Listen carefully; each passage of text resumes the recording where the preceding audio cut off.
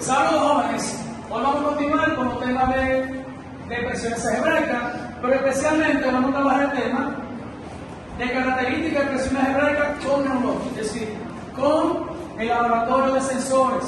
Como pueden ver, ya anteriormente ya les había mostrado de qué se trataban los sensores, a modo para que conocieran cómo su funcionalidad y su importancia. Pero miren aquí cuál sería el objetivo de la clase. El objetivo de la clase es que van a recordar las expresiones algebraicas, especialmente representan expresiones que algebraicas tienen aplicaciones y el diferente uso de fórmulas. Recuerden que la fórmula del área se calcula el área base por altura, ¿verdad? Son fórmulas generalizadas. Pero también se puede aplicar en ciencia física, claro que sí, para calcular la velocidad de un vehículo, para calcular la temperatura, y para calcular la temperatura necesitamos expresiones algebraicas. Solamente para que vean que esas expresiones algebraicas tienen que variables, y las variables cambian, toman cualquier valor. Vamos a observar algo interesante.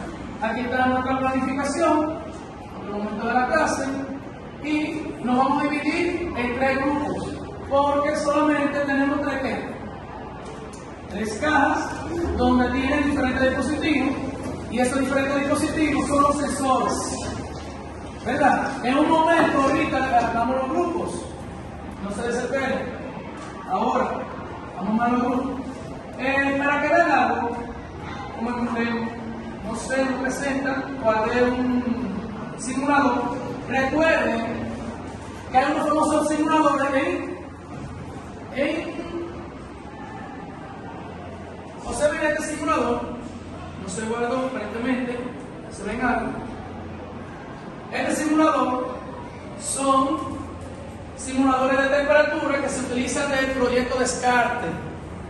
Ven el famoso cambio de temperatura que se puede utilizar. Hay unos simuladores de PET que podemos simular temperatura, pero ¿qué pasa? Solamente se hace a través de ¿qué? De computadora visual, pero no palpable como esto. Es decir, podemos calcular la temperatura del agua, pero usted va a darse cuenta que usted lo va a hacer usted. No es lo mismo darle clic a una computadora y ver el cambio de temperatura. No es palpable. Excelente los sistemas de simulaciones, pero tiene un problema. Usted no lo observa. Entonces es bueno que el estudiante se someta a experimentar diferentes sensores.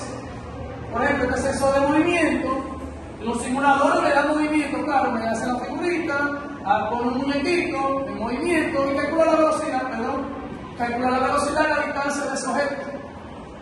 Ahora, ¿cómo será la vida real? Que yo calcule la distancia de este punto a este punto solamente con el sonido de mi voz. Eso sería interesante. Y eso es lo que vamos a ver.